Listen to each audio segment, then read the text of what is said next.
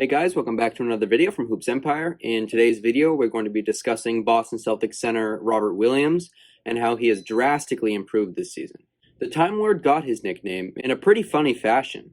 Welcome back. Things didn't exactly go as planned on draft night for former North Carolina Rebel Robert Williams, falling to the 27th pick before being snatched up by the Boston Celtics. Williams is now with the team preparing for Summer League, but didn't get off to the greatest start, missing his flight to Boston, which caused him to miss the first practice. Williams slipped in the draft because of concerns about his work ethic, but he's taking responsibility for this misstep and is ready to move on.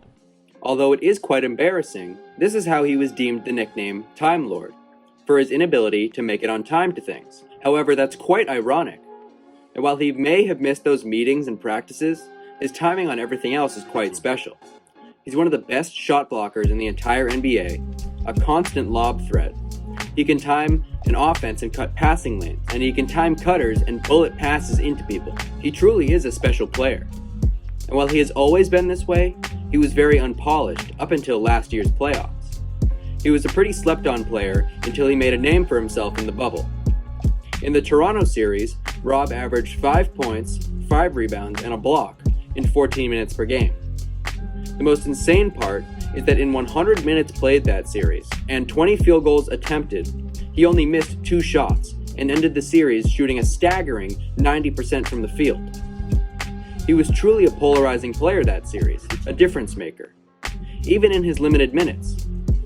On the bubble playoffs as a whole, he played over 150 minutes and attempted over 30 shots and still ended with a 75% field goal percentage. Many thought it was just a fluke, that he played better than he ever had before just because of the neutral bubble setting.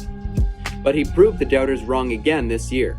Robert Williams has been one of, if not the best Celtics bench player this season, along with rookie Peyton Pritchard. Timelord has averaged 6 points and 6 rebounds on the second best field goal percentage in the NBA at 72%. 6 and 6 may not sound like a whole lot, but it is better when you realize that he plays just 15 minutes per game.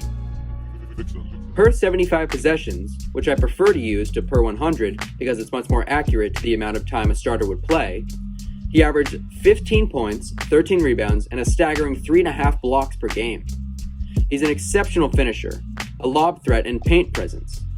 In my opinion, as well as the opinion of many, Rob should be the starting center for the Boston Celtics. However, there is a lot of swirling rumors as to why Rob is not already starting, and that the team possibly wants him to be their starting center already.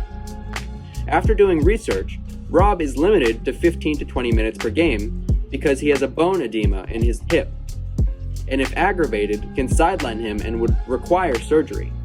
Rob also has an issue with his arteries, but that has been overblown. The Celtics have known that since before he was drafted, and it did not pose much of an issue. Boston is prepping Rob for another big playoff run, and according to Brad Stevens himself, the C's will be increasing his workload as the season progresses and get into the latter portions. Outside of the Jays, Timelord might be the Celtics' most impactful player. On Boston, he has the highest true shooting percentage, box plus minus, block percentage and steal percentage, and offensive and defensive rating. He also has a better free throw rate than any of the big three in Tatum, Brown, and Walker. Just an extremely effective big man. Timelord is just oozing with potential. While he is full of pros, he does have a few cons.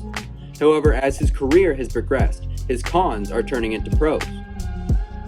He has had trouble in the past with biting at pump fakes, getting into foul trouble, and just overall defensive IQ. As you can see here, from last year's game versus the Knicks, Rob offers too much help defense, which leads to 2 wide-open dunks from Mitchell Robinson.